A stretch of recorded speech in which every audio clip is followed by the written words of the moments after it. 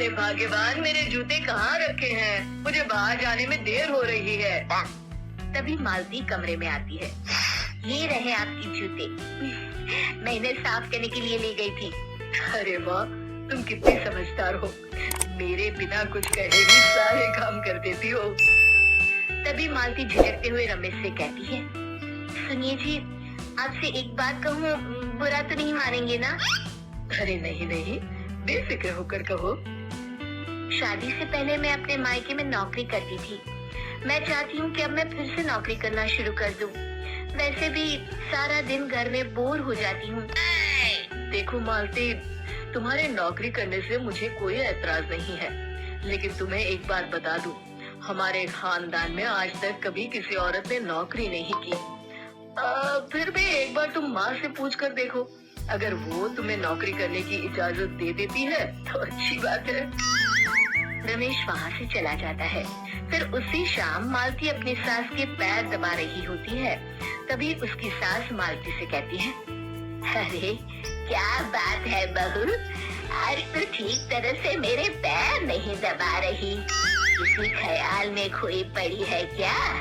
मैं भी तो जानूं आखिर बात क्या है।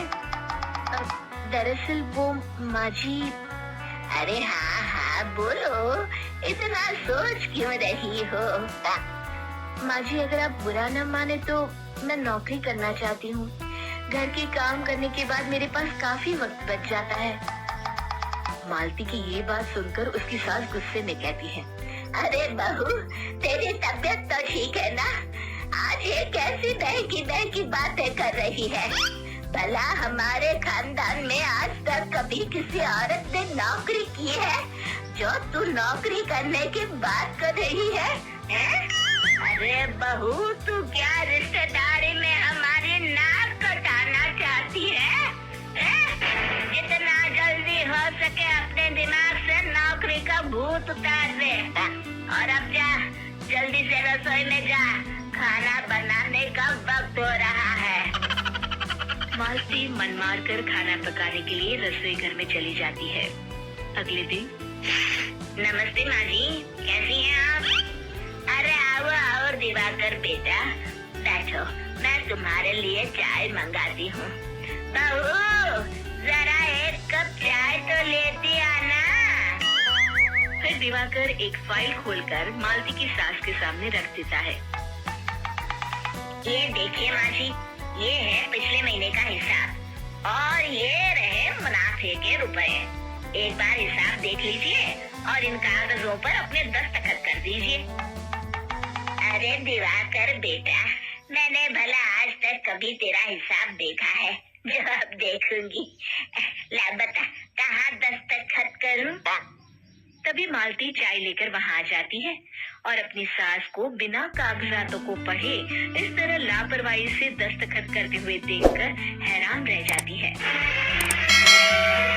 अच्छा माली, अब मैं चलता हूँ, फैक्ट्री में बहुत काम है। फिर दिवाकर वहाँ से चला जाता है। कुछ दिनों बाद मालती बाजार में कुछ सामान खरीद रही होती है। तभी एक बूढ़ा आदमी उसे आवाज देता है, अरे मालती बेटी, कैसी हो? मुझे पहचाना? मैं तुम्हारी कंपनी में मुनीम का काम करता हूँ। हाँ चाचा जी, मैं आपको बिल्कुल पहचानती हूँ। कहिए, कैसे हैं आप? मैं तो ठीक हूँ, कंपनी में कुछ भी ठीक नहीं चल रहा, यहाँ तक कि हमें ठीक वक्त पर तनख्वाह भी नहीं मिलती। ये आप क्या कह रहे हैं? अब क्या बताऊँ, आप लोग तो कभी हिसाब किताब देखने दफ्तर आते नहीं। मेरी मानो तो एक बार आप लोग दफ्तर आकर सारा हिसाब किताब देख लो, आपको असलियत पता चल जाएगी। अच्छा बेटी, अब मैं चलता हूँ, देर हो रही है। फिर वो बूढ़ा वहाँ से चला जाता है। वहीं दूसरी तरफ मालती घर पहुंचकर अपनी सास को सारी बात बताती है। तभी वहाँ रमेश भी आ जाता है, लेकिन मालती की सास मालती की किसी भी बात पर विश्वास नहीं करती। तभी रमेश कहता है, अरे माँ, बिना आग के कभी धुआं नहीं उठता। जब मालती इतना कह रही है तो हमें एक बार दफ्तर चलकर देख लेना चाहिए। वैसे भी हम लोग काफी दिन से अपने दफ्तर नहीं गए हैं। इस तरह किसी एक आदमी के भरोसे काम छोड़ना मुझे भी ठीक नहीं लगता। अगले दिन वे सभी अपने दफ्तर पहुंचते हैं और सीधे दिवाकर के कैबिन में जाते हैं।